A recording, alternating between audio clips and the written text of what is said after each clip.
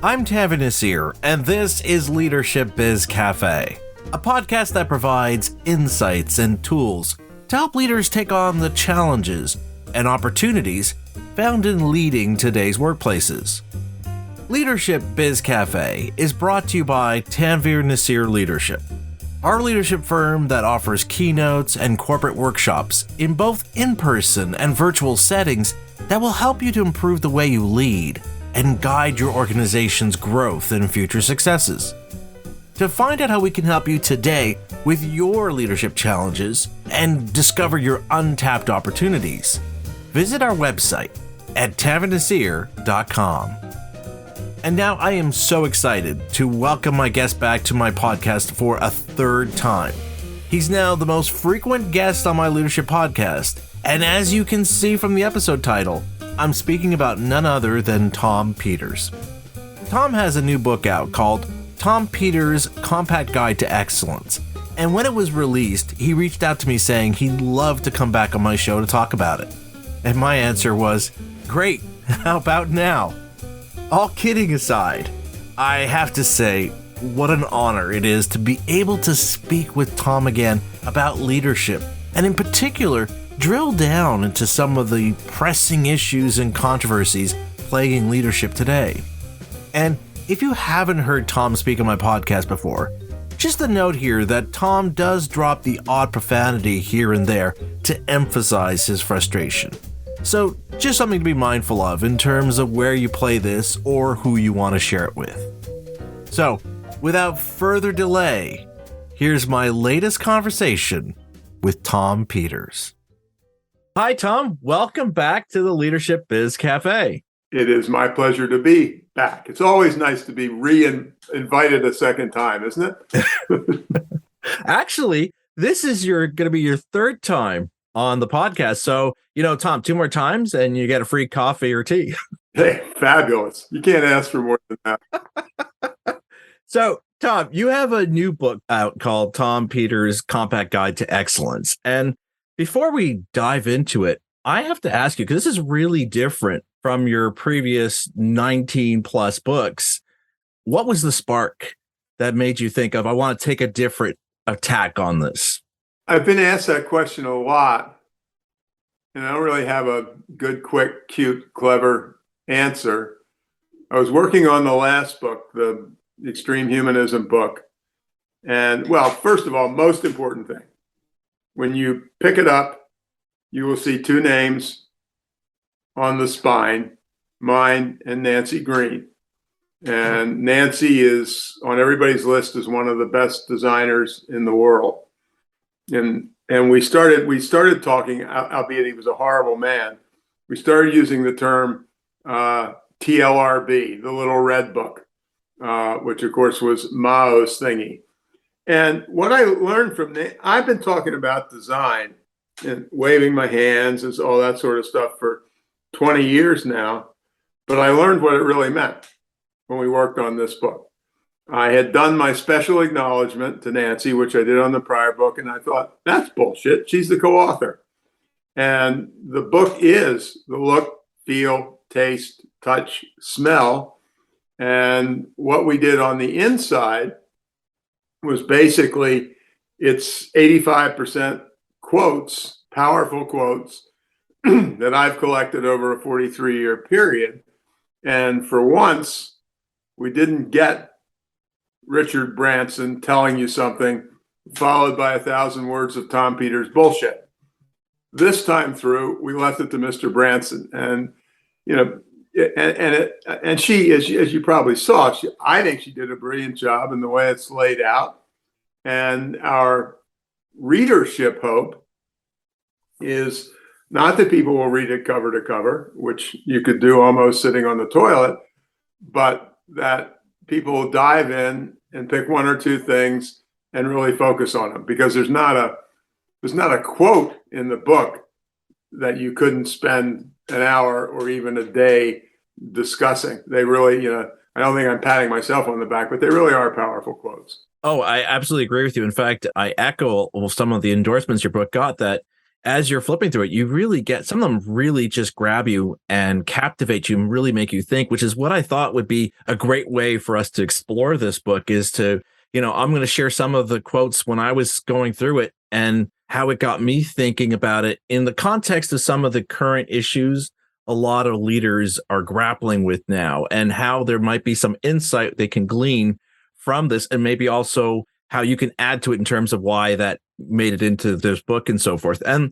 the first quote that I want to explore with you is from Bill George, who said, "The capacity to develop close and enduring relationships is one mark of a leader. Unfortunately, many leaders of major companies believe their job is to create the strategy, organization structure, and organizational processes. Then they just delegate the work to be done, remaining aloof from the people doing the work." Now, this stood out for me because I think it explains that ongoing tension we're seeing right now between employees who are now looking for a more flexible work arrangement to how they get their jobs done, and leaders who are now saying, all right, that's enough of that. Let's get back to work, as if their employees weren't working this entire time. Oh, yeah. And not just Elon Musk. yeah, I wasn't going to touch him because I know he's a bit of a sore point. I don't want to touch him. But you know what's interesting? When I look at these conversations, Tom, and actually I'm using the wrong word here. It's not a conversation, right? I don't see these leaders actually taking the time to say, I need to listen to understand the perspective of my employees, what's their pain point, and how to communicate my perspective of why this is necessary, why this is valuable, especially when we've seen after that first year of the pandemic, everyone was worried we're going to take a productivity hit, we're going to take a profit hit, we're going to take hits on all our metrics. And yet the opposite happened. So there's not been a compelling argument being presented to say, I hear you, I understand, but this is why we went and we thought about it, and this is why we need to do this. So working off Bill's quote here, do you think this chasm that we're seeing between employees and employers right now in terms of the future of work and how people will work going forward is because so many leaders are going back to just focusing on the processes and not on the people? Yeah, I mean, it's funny.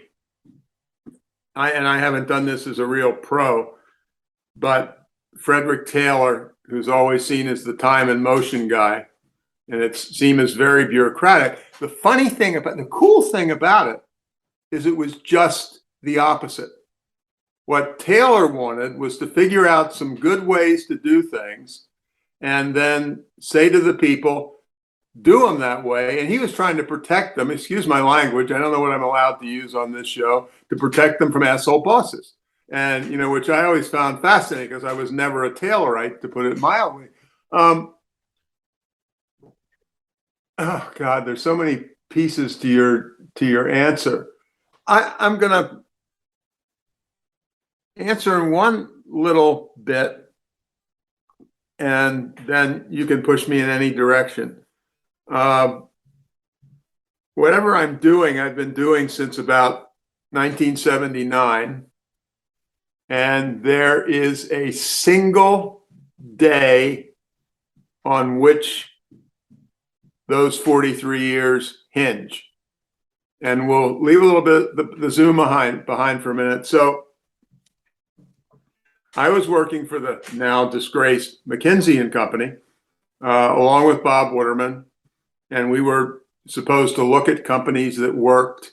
And incidentally, the motivation from the managing director of McKinsey was, how the hell come we design these brilliant, incredible, genius strategies and the companies can't execute?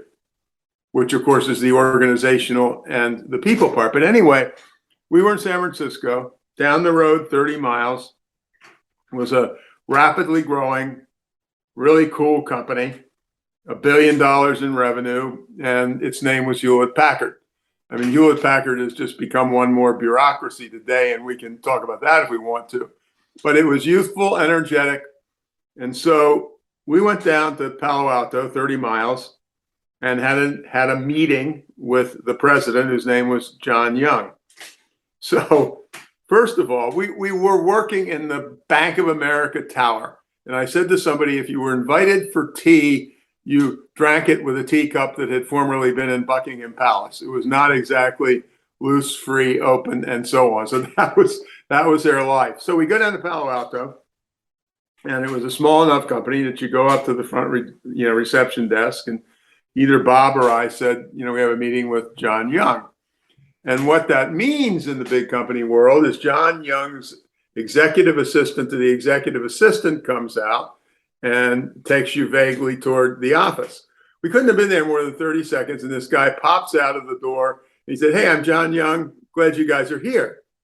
At which point, the president of this billion-dollar company or multi-billion-dollar company takes us back to his office, meaning an 8x8 cubicle in the engineering spaces with those walls that go up about as far as your chin. And it was so we were already at the holy shit level. And during the meeting, and this was the 10 seconds, 20 seconds that obviously I didn't know it at the time, changed my life. He introduced us to what he called, or they called, the HP way. And at the center of it was MBWA, or managing by wandering around. And in retrospect, you didn't know at the time, that was a life changer.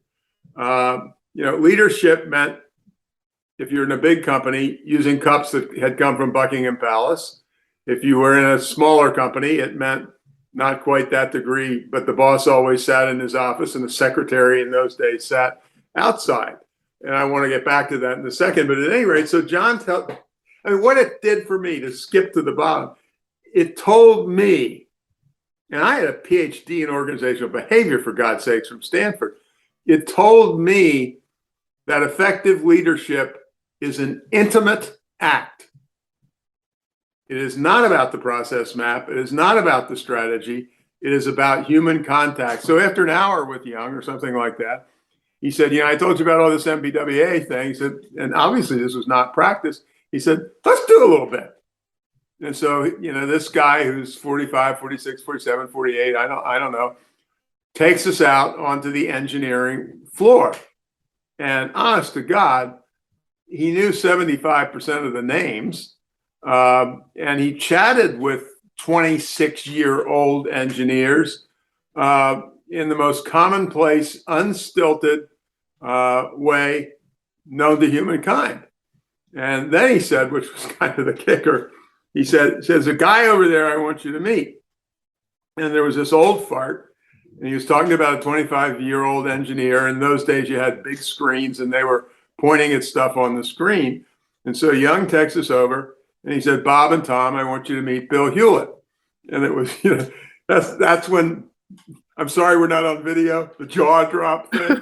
And there was Bill Hewlett, age whatever the heck he was. And he's hanging out with a 25-year-old engineer, and they're talking about problems.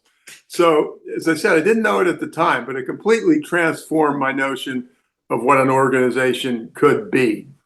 And to leap way ahead, and what you and I are doing is part of it, when Zooming came along, I kind of assumed it would depersonalize and unemotionalize things. And I'm sure it does for a significant number of people. But you and I right now are having as intimate a conversation as we could if we were sitting over tea or sitting over a beer or what have you.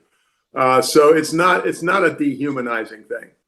And again, I think that's all important. I guess you're right. I've read it other places. It woke a lot of people up to the shit they were taking on a regular basis when they were in the office. And, and the response is, well, maybe we're not going to go back to 5 days a week or even 1 day a week. And the great awakening, as they call it quite grandly, I think that's the real deal. There are a couple problems with what I've said. And I don't really think this is a problem, but I always like to make this clear. I just told you about Hewlett Packard. If there is a management guru class, and I hate that term, it was invented by The Economist in their year-end issue. God help us all. But if there is a guru class of which I am a senior member, I bet you if you did a line by line analysis of what we've written, 80% of it would be associated with the Fortune 500 or the FTSE 100. We act as if the world is big companies. And in the US, the slightly different number is something like 7% of us work for the Fortune 500 companies. And using advanced math, 93% of us don't. All the job creation, over 100% of the job creation comes from the so-called SMEs, the small and the medium-sized enterprises. Almost all the innovation starts there. And maybe I'm just being guilty myself. You'll find mention throughout my books, but you will not find the obsession that I have today. It's the SMEs who drive the world, and it doesn't matter what country it is or anything else. And that's huge. I mean, it's really huge. Yeah. And as you were talking just now, Tom, you brought to mind something that even before I really delved into your book, I wanted to talk to you about. And so when I saw there was a section in your book that actually addressed it, I'm like, oh, we're so talking about this. And I think you set me up beautifully. And it's the point of how something I don't see, and I know you're going to agree with me 100% on this, that we're not seeing a lot of, not just in the workplace, but just even in general in civil discourse, and that is kindness. And there's this great quote you have from Mark Sanborn where he said, people who don't feel significant usually don't make significant contributions. And, I just think that, again, if we're looking at some of the discussions over flexible work arrangements and so forth, and even now when you're just talking about SMEs, right? Again, a lot of the focus is on, who's on the Fortune 500, who's the Fortune 100, right? But we're not really paying attention to those smaller companies. But I think we are starting to see that because we see the bigger companies like Facebook or Meta, as they're now referred to, where people are starting to realize the reason they're starting to fall back is because they've never really innovated everything. They pretty much just acquired innovation. Yeah. They went after the smaller companies. And so I think there is an inflection point that's happening here, both in the context of work, where people are starting to realize, you know what, I don't have to rely on a company to dictate where I work and when. So I can create opportunities for myself to do this because now the world of work is changing. And do you think that that's also maybe what's causing this knee-jerk reaction where we're just trying to pull back to pre-2019 because, even the most opaque leaders can read those tea leaves that, your time holding the wheel exclusively is coming to an end here? Yeah. And I bet you, though I may well not be around and probably won't, I bet you 15 years from now that it'll be the phenomenon of phenomena, basically, that is the case. To go back to your first sentence, and I want to go somewhere different with it in a minute, but here's what I want to say, and I want to say it, and I want to scream it at everybody who is listening to us, and that is, if you want kindness, hire kindness. If you want kindness, promote kindness. Mm-hmm. I'm sure people can change, and I think it's fantastic, and in the right organization, they can change a lot. But, there's this biotech guy who also made it into this book, and he said, we have a secret to our powerful culture. We only hire nice people. And what I loved about that was it didn't come from a fast food company. It came from a biotech company. And he said, my breakthrough was there are degrees which the people in my R&D department have where you wouldn't even understand the name of the degree. But regardless of how obscure it is, I discovered something interesting. A lot of people have it. Hire the kind ones. And in his case, it's double magic.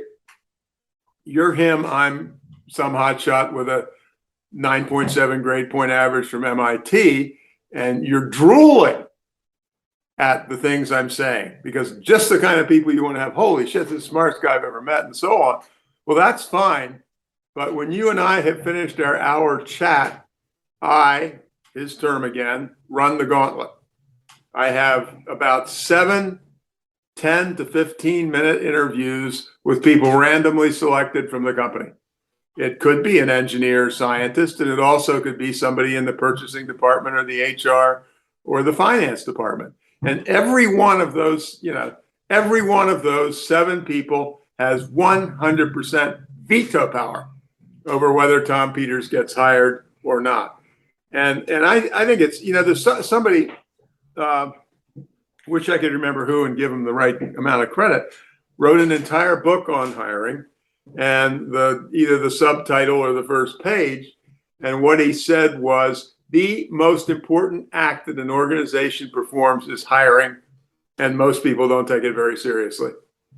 And so, to my mind, hiring, you want nice, hire nice. And number 2, you want nice, promote nice.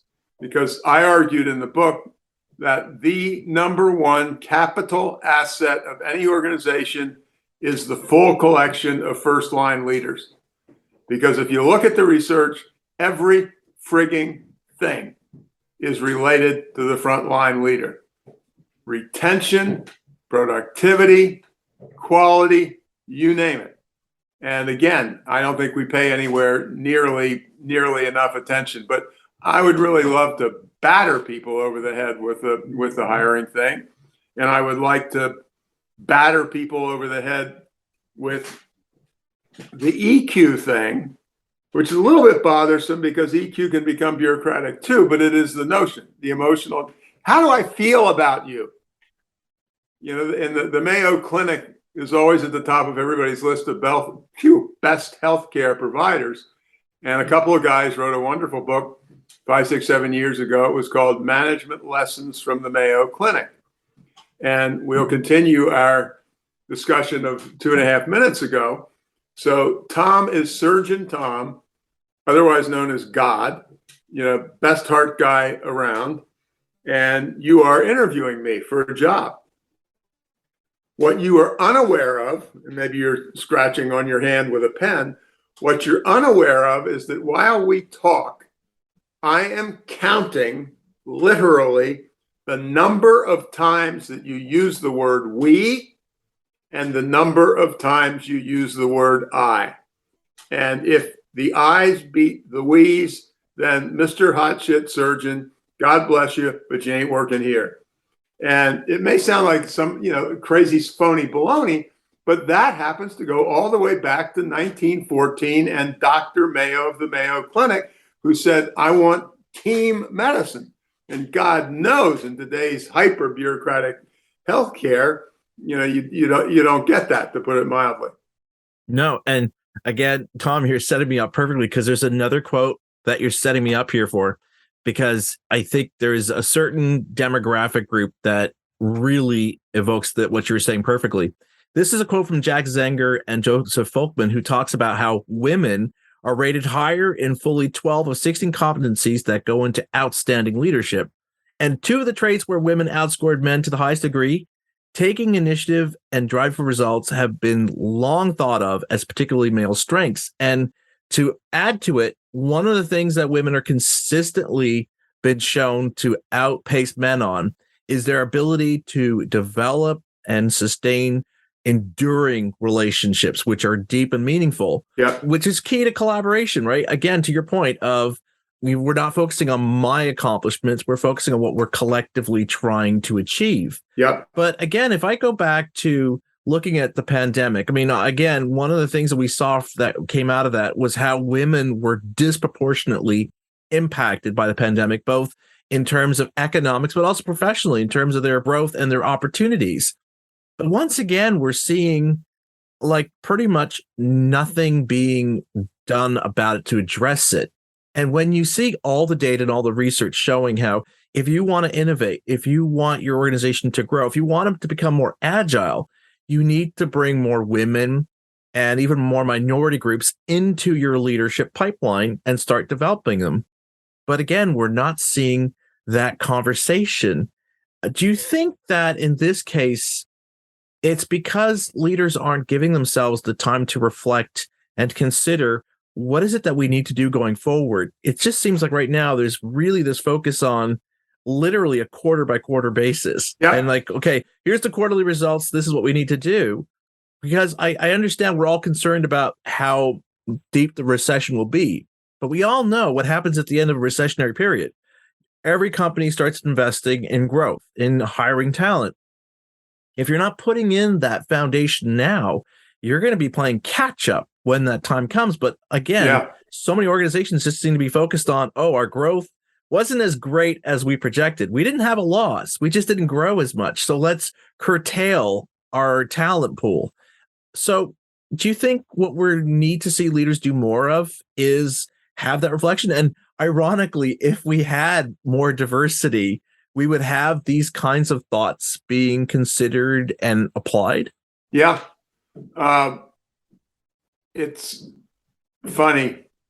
I had an office in Palo Alto, and the woman who ran the sales part of it came up to my office one day and she said, you're going up to San Francisco in 2 weeks and you're going to a meeting.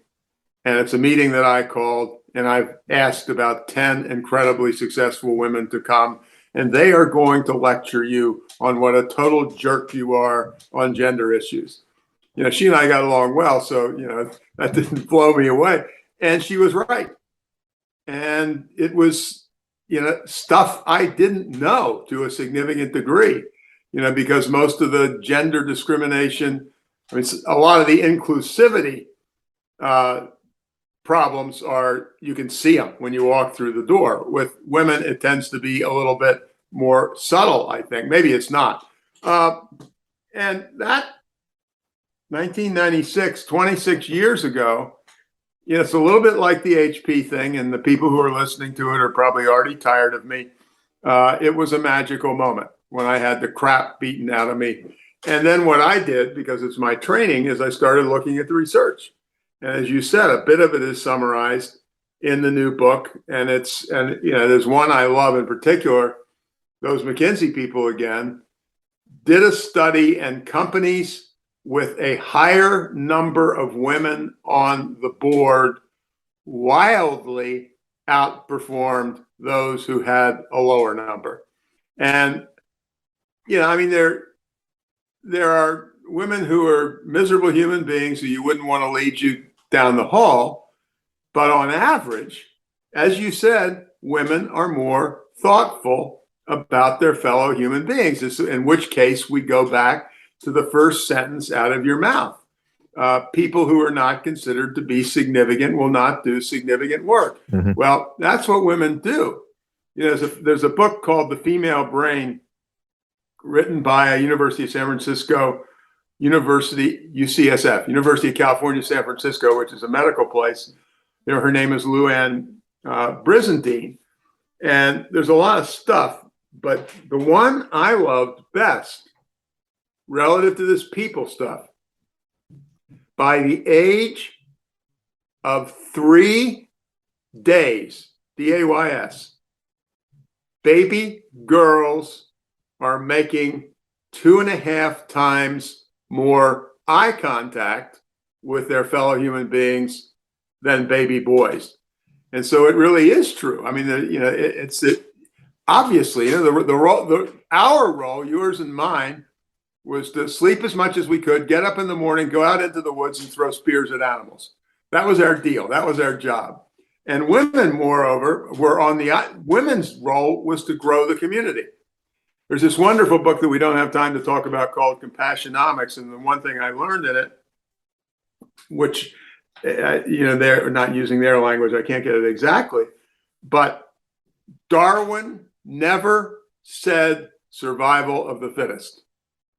That was another guy by the name of Spencer. To the contrary, Darwin said survival of the best communities. Because in the best communities, you can be safer, you can generate more children. But we got Darwin wrong by 180 degrees. I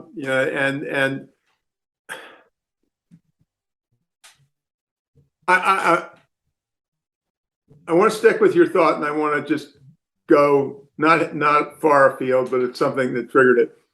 It's when you were talking about the short-term earnings. And I have to watch out because I need a barf bag whenever I talk about it. In September of 1970, the subsequent Nobel laureate in economics, Milton Friedman, wrote a famous / infamous article in the New York Times, and it said, corporations have no social responsibility. That's 1970. In 1970, 50% of profits went to shareholders, executives. 50% of profit went to people, research and development, etc. A study was, that's 1970. A study was done in 2014, 44 years later, and that 50-50 ratio, this is the one that calls for the barf bag, had become 91-9.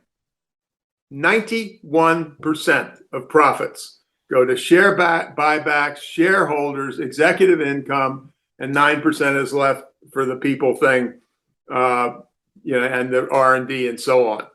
I mean, if that doesn't make you, excuse my language, effing puke, I don't know, what the heck would. The ones who were investing for the long term were wildly outperforming the others on every damn financial measure you can imagine, on every innovation measure you could imagine, you name it. And they were the ones who were creating new jobs. I mean, I said to somebody, I'm 80 frigging years old. Why the hell do I have to waste a frigging hour with you saying people are important?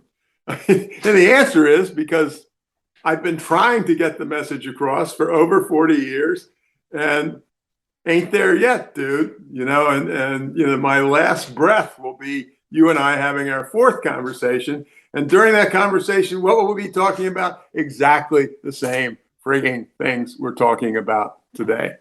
So speaking of people, the UN just announced that there are now 8 billion of us living on this planet, and that's understandably led to conversations around sustainability. And I love this quote you share under your theme of sustainability from fashion designer Vivienne Westwood, who said, "Buy less, choose well, make it last, quality rather than quantity. That is true sustainability. If people only bought beautiful things rather than rubbish, we wouldn't have climate change."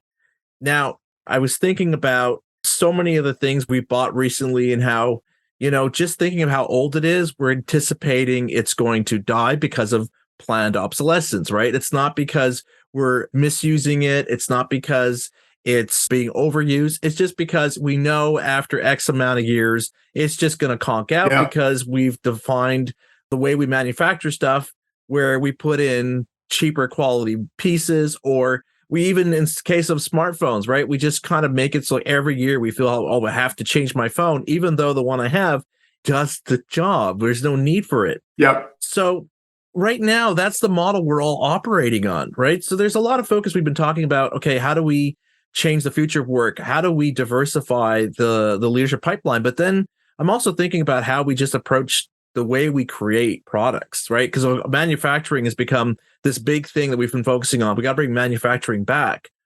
But if we're thinking about sustainability, how do we change our viewpoint? Because as you point out in your book, sustainability is both the right thing to do and the profitable thing to do. So how do we shift that while still being, as we were just discussing, while I still got to answer to my shareholders? Well, part of it, and I want to come back to, in some way, something more fundamental, is look at the numbers. Oh God, it annoys me. A book that I cited, you may remember it even more than I, because you've got the book in front of you, was something like The 3 Secrets.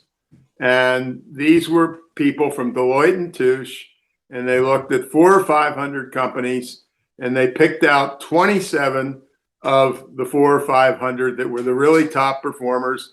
And from that came the 3 secrets. And the secrets were better before cheaper, revenue before cost, and number 3 was there are no other secrets. I love the book. I mean, again, given my background, I love a book like that, but I really love it when there's enough bloody damned research that you can't just blow me off and say, well, that's cute, Tom. I think there's I think there's no issue to that. I don't understand. Of course I do. You could be starving to death. Your kids could be starving to death. If you, let's go to the other end of the loop. If you got your MBA from MIT, Stanford, or Harvard, why would you go to work for a company that makes shit? Which is to say, Mark Zuckerberg. But well, that's a different conversation. There's two people I tried desperately to avoid bringing up, and I'm that sorry, was the other one. I said the name. No. It's just because I think you and I are on the same page, and I don't want this to become two middle-aged old men ranting at the clouds. Absolutely. type of conversation. Absolutely. I completely buy your act. But I mean, I think we've gone down a pretty long road today. I think that issue is almost the most mysterious that I know. Why wouldn't your instinct be to make terrific things? And one way I talk about it, that you could brag about to your kids. As I said to you, I think it may have been before we started, or maybe it wasn't, relative to the current book that you're looking at, which is the first book I've written that I actually like. And that's because of the co-author, Nancy Green, who is a great designer. And I think the reason people are getting off on the book is not because Tom Peters gave you 117 quotes that he's used 117 times each, but the look, feel, taste, touch kind of says, holy shit, this is something different. I think her design, the book is its design. And I mean, obviously, I don't have a good answer. Why would you want to make crap? I don't understand it in any way, shape, or form. We can't all be, the boss of a 4-star restaurant that's reviewed as one of the great ones at the planet. But whether you're in the mid-range, bottom range, top range, you can be incredibly special. And one piece of it, to go back to an earlier conversation, and you could argue forever about chickens and eggs, is hiring people who get off on being excited about good things. I think you could find that in an interview if you were really determined to. Not does he own a Tesla instead of a Ford, but just the way they talk, the way they live their life, what have you.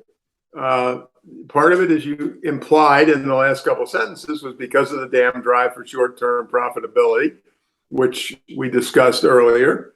But I am at a loss as to why anyone would want to be associated with some organization that wasn't trying to do something worthwhile.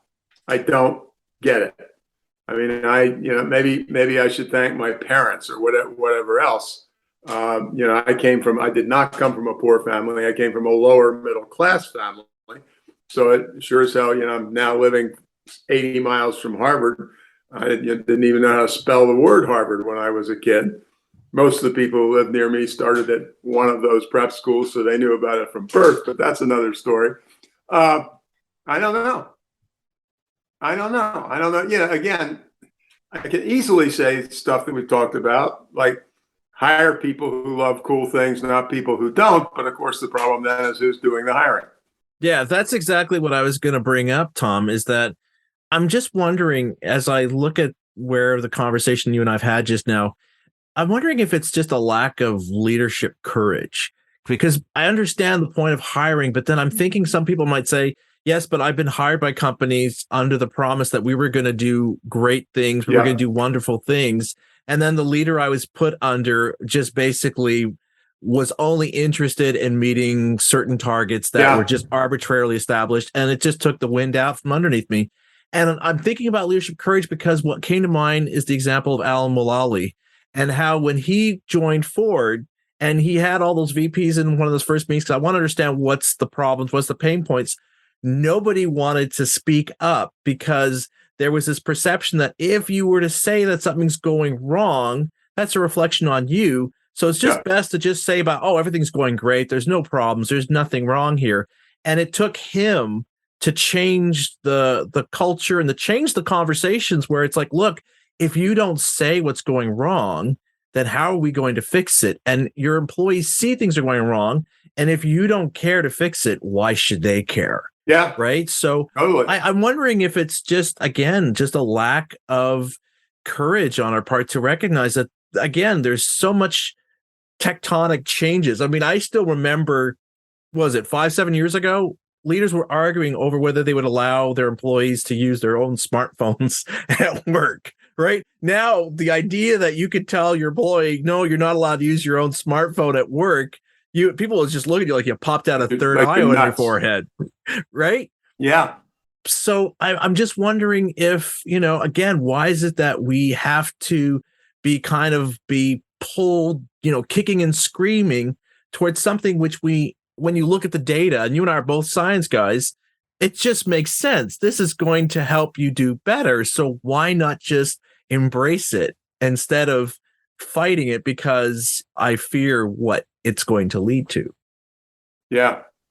Well, I'll not get back to, I want to go off on a slightly different tangent, and it's about you and I and what you're doing here. I came to the conclusion that I wasn't God. It's hard to do, but I did. And so I once said to somebody, if Tony Robbins goes into an audience of 800 people, he expects to change 800 lives. If I go into an audience of 800 people and 3 people walk out really determined to do something that's really very cool and different, I have had one hell of a good day. Mm-hmm. And so one problem, I think, with me and you and what we're doing here and so on is I want to find the ones who haven't made the plunge into the dark world, who are, kind of youngish or excited about business. And I want to find the ones who are vaguely leaning in our direction and then give them every single bit of help that I possibly can. And, I'm not planning to change the world, but God, I mean, holy moly, what if I went and gave a speech and 3 people did something incredibly cool? Hey, Tom, you had a hell of a day. And, I think that's true of this show. It's true of anything that you're involved in. If you can help a few people, you've come a long, long way. And so, that's a huge part of my message. I've given up on the arrogance. Well, how can I change the mindset of the Fortune 500? Tom, you can't. And so let's find our muhalis. Let's transform 5 or 6 of them, and then maybe they become role models for the rest. You never know. I love what you're saying here, Tom, because it reflects a line you have in the epilogue of this book where you refer to it as being a blinding flash of the obvious. And I just love that because I think because it's obvious, it's not something we're paying attention to. We're not giving it its necessary focus. And consequently, we're not bringing an intentionality to what we're doing. Like, I have to be mindful that, am I showing up as a leader doing this? Am I actually listening and showing a level of care and concern, or am I just saying it? Am I just putting out those pithy statements? I love that, for example, that quote, I can't remember who it was who said, I appreciate your Black Lives Matter statement. Now, please show us a picture of the board and your senior leadership in your organization. I love that. I thought that was the single best inclusivity statement I have ever read. I loved it too. I was sitting by myself at home, but I had the biggest grin on my face that you could imagine when I read that. I wish I could give, like you were saying before, I could give credit to the person who said it, because again, it's just one of those quotes that came to mind because there's so many in your book that really are thought-provoking. And I know, as you said, it's a blinding flash of the obvious, but I think it's what we need to get us to stop and take a breath, take a moment, and try to evaluate how intentional are we being about how we're showing up, as opposed to just going through the processes. And going back to that first quote I shared from Bill George of just focusing on processes. I was just going to say that. Well, see, Tom, that's why you and I are here having this conversation and so forth. Yeah. And you know what? Can I just reread it? Reread it. Okay. I'm going to reread that quote and bring us back full circle. So the quote from Bill George was, the capacity to develop close, and enduring relationships is one mark of a leader. Unfortunately, many leaders of major companies believe their job is to create the strategy, organization structure, and organizational processes. Then they just delegate the work to be done, remaining aloof from the people doing the work. And I think our conversation has just demonstrated exactly what Bill is trying to say to us in his quote here. Yeah. And, I have to tell you, Tom, when I do my workshops and if I do my keynotes and I have 3 of those 4 of these leaders who were in that room come up to me and say to me, wow, you've made an impact. I'm flying. Yeah. I'm like that Artemis rocket flying off into space with all the thrust you can imagine, because I realize I've moved that needle and trying to say to people like, look, we can do better. The opportunity is there. We just have to be intentional in our efforts to say, I want to do that. I want to do and be better. And I have to say, Tom, you know what? It's such a pleasure and honor to speak with you.